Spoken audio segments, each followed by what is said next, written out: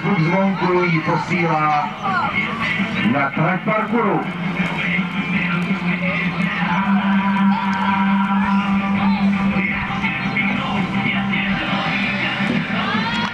První úspěšný skok na kolmáku. Další úspěšně zvládnutá překážka. Nyní bude následovat vodní příkop.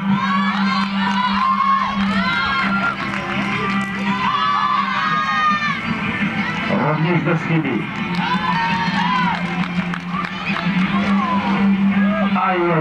Viděli jsme pád. To už se počítá do toho dalšího ročníku. Anga ale nasedla a bude pokračovat. Velmi se prostě chtělo už jít domů, ale Alčaj znovu nasedla a znovu pokračuje. Dobře, překážka zůstala na svém místě.